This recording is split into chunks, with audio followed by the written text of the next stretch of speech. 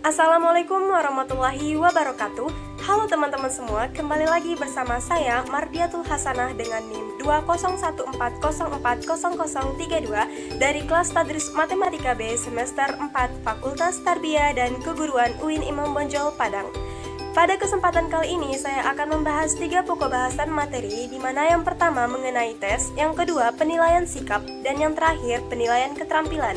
Di mana masing-masing dari ketiga pokok bahasan ini saya akan membahas mengenai kisi-kisi, contoh soal, kunci jawaban, dan juga rubrik penskoran. Ini semua bertujuan untuk memenuhi tugas akhir dari ibu dosen kita, yakni Ibu Nita Putri Utami MPD, dengan mata kuliah evaluasi pembelajaran matematika. Baiklah teman-teman, untuk lebih jelas dan lebih memahami mengenai materi tersebut, silakan simak video berikut dengan baik. Selamat memahami. Baiklah teman-teman semua, kita sekarang akan membahas 3 pokok bahasan. Yang pertama di sini ada tes, kemudian yang kedua ada penilaian sikap, dan yang terakhir ada penilaian keterampilan. Di mana masing-masing dari pokok bahasan ini saya akan membuat dan menjelaskan ada kisi-kisi, contoh soal, kunci jawaban, dan juga rubrik penskorannya. Nah, kita mulai dari yang pertama tes. Di sini ada instrumen penilaian pengetahuan, di mana ada kisi-kisinya. Nah, untuk mata pelajarannya itu matematika wajib yang terdiri dari 6 soal, di mana yang 5 adalah pilihan ganda dan 1 uraian. Nah, untuk kompetensi dasarnya itu adalah menentukan dan menganalisis ukuran pemusatan dan penyebaran data yang disajikan dalam bentuk tabel distribusi frekuensi dan histogram. Kemudian ada indikator, yaitu memecahkan masalah yang berkaitan dengan data berkelompok dengan cara langsung.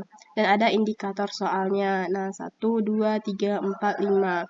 Untuk bentuk tesnya tertulis dan dimensi proses kognitifnya ada C3 dan C4. Nah, biasanya kan itu ada C1, C2, C3, dan C4. Di sini digunakan C3 dan C4. Nomor soalnya ada 1 sampai 5 dan bentuk soalnya ada pilihan ganda. Nah, ini adalah bentuk dari kisi-kisi instrumen penilaian pengetahuan. Kemudian dari soal yang 5 pilihan ganda tadi, itu ada 1 di bawah untuk soal uraiannya, yaitu soal ke-6.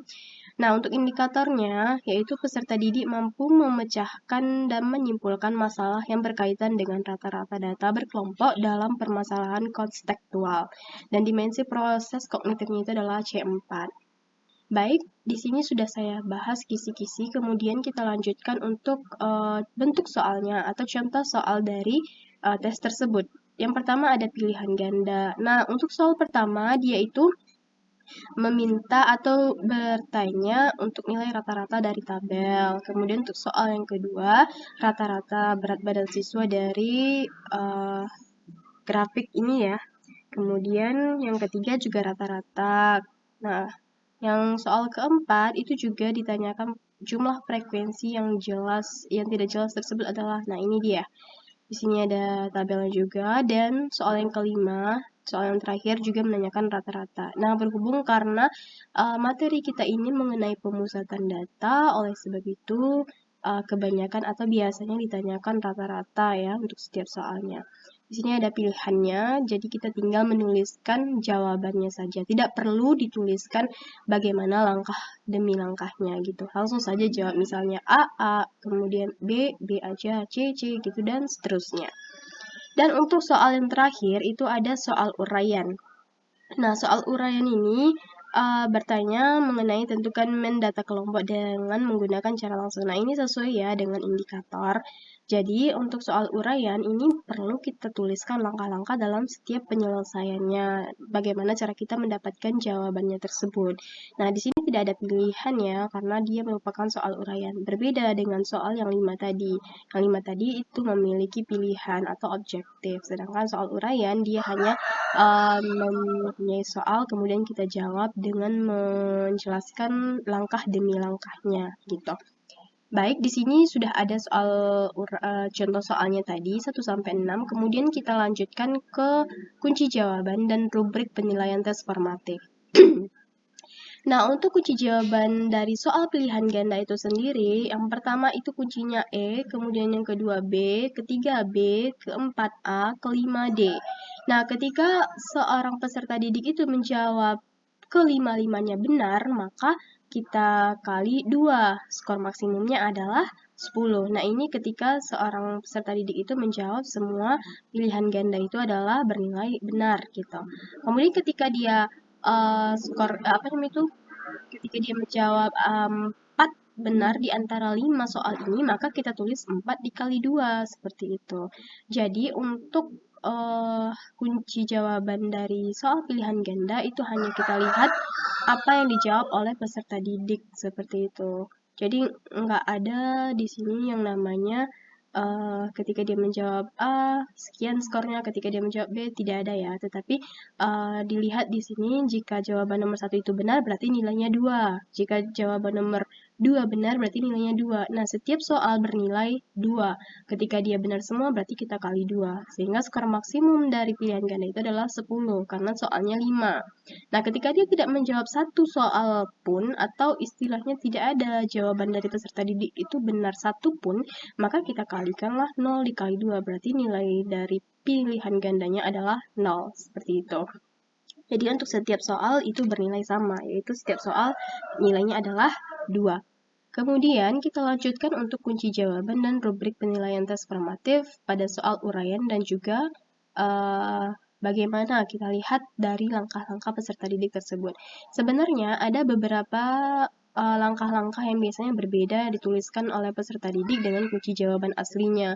Nah, selagi kunci jawaban itu benar dan tidak meleset dari pembahasan sebelumnya yang telah kita bahas di contoh-contoh soal latihan sebelum ujian, maka itu bisa saja dianggap benar gitu. Selama rumus-rumusnya masih tetap sama, tetapi jalannya berbeda dan menghasilkan hasil yang sama, dan juga setiap langkah demi langkahnya itu logikanya itu benar gitu kan. Nah, berarti nilainya tetap adalah sama. Jadi untuk yang pertama kali dari soal yang nomor 6 itu adalah membuat tabel terlebih dahulu ya kan, membuat tabel di mana rubrik penilaiannya itu ada 4. Nah, ketika peserta didik itu membuat tabel seperti ini, maka nilai rubriknya itu adalah 4 gitu ya. Karena setiap peserta didik jika dia membuat tabel lengkap seperti ini nilainya adalah 4. Tetapi ketika kurang, nilainya juga akan berkurang seperti itu. Ketika dia tidak membuat tabel, bagaimana caranya? Berarti nilainya rubrik penskorannya itu adalah 0 gitu. Kemudian setelah dia buat tabel, dia buatlah hasil penjelasannya bagaimana cara mencari X-nya. X bar sama dengan sekian-sekian gitu kan. Nah, untuk nilai dari sini sampai ke sini itu adalah 2. Jadi ketika dia langsung saja, misalnya ketika peserta didik itu langsung saja membuat hal seperti ini gitu, berarti nilainya 2. Dan ini tidak ada dibuatnya, misalnya, berarti nilainya 0 gitu. Tetapi kalau dia membuat ini, kemudian membuat ini, berarti nilainya ini 4, ini 2, gitu. Kemudian langkah selanjutnya, kita lihat di sini, yaitu buat lagi tabel baru, gitu kan. Berarti kan ada 2 tabelnya. Nah, untuk tabel baru seperti ini, berarti kita buat lagi tabelnya, gitu kan. Nah, berapa nilainya?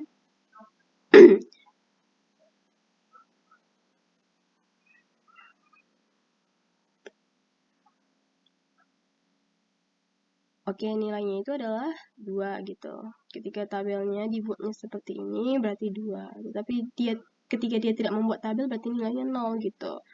Dan selanjutnya, bagaimana cara dia mengolah data tersebut sehingga menghasilkan kesimpulan yang diinginkan, berarti nilainya sesuatu gitu. Nah, jika kita jumlahkan setiap rubrik penilaiannya, maka skor maksimumnya adalah 10. Nah, untuk pedoman penskoran kita keseluruhannya adalah nilai sama dengan skor yang diperoleh per 20 dikali 100.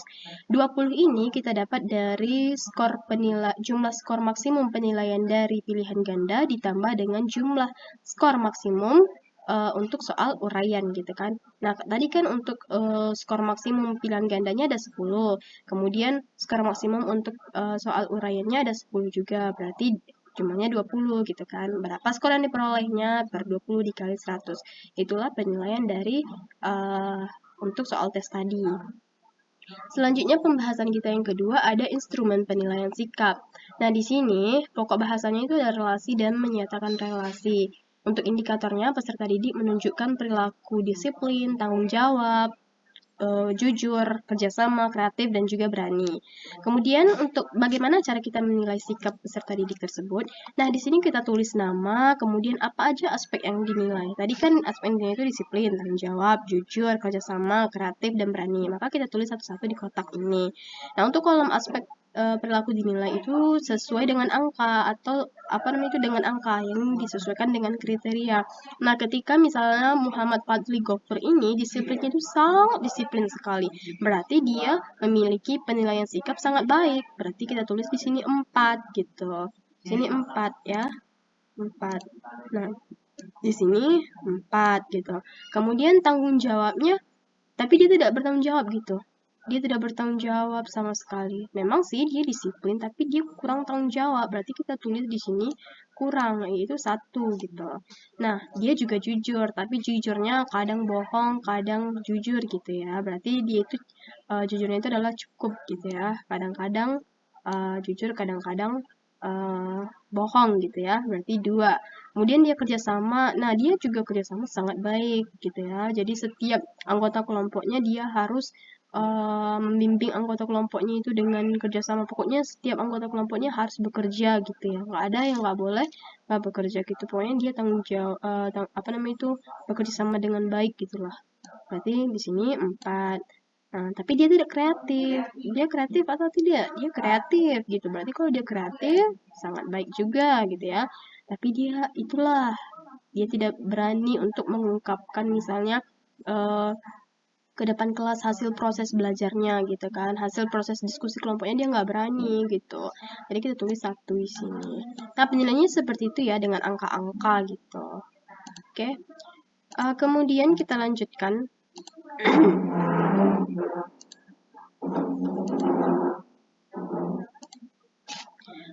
Untuk selanjutnya ada instrumen penilaian sikap gitu ya. Untuk instrumen penilaian sikap berarti di sini ada materi pokoknya adalah relasi dan fungsi. Nah, aspek yang dinilai itu yang pertama pemahaman masalah. Bagaimana langkah kegiatan penyelesaian masalah tersebut? Jadi di sini langkahnya itu adalah menuliskan informasi yang diketahui dan permasalahan yang ditanyakan. Nah, untuk kriteria dan skornya ini kalau penilaian sikap langsung saja ya, misalnya rubriknya itu.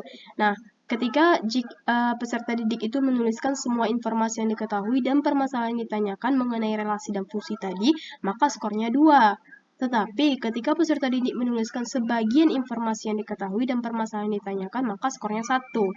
Nah, ketika peserta didik tidak menuliskan informasi yang diketahui dan permasalahan yang ditanyakan, berarti dia tidak ada bekerja ini namanya kan, berarti skornya adalah 0. Seperti itu.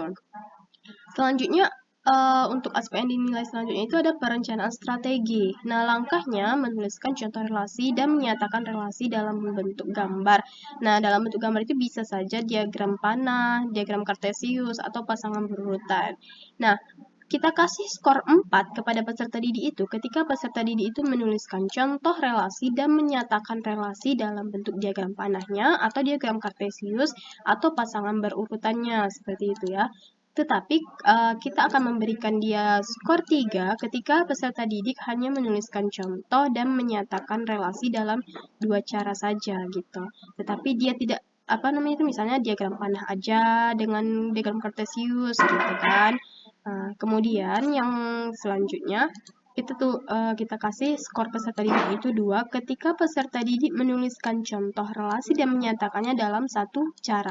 Tadi kan skornya 4 itu ketika peserta didiknya menggunakan banyak cara ya.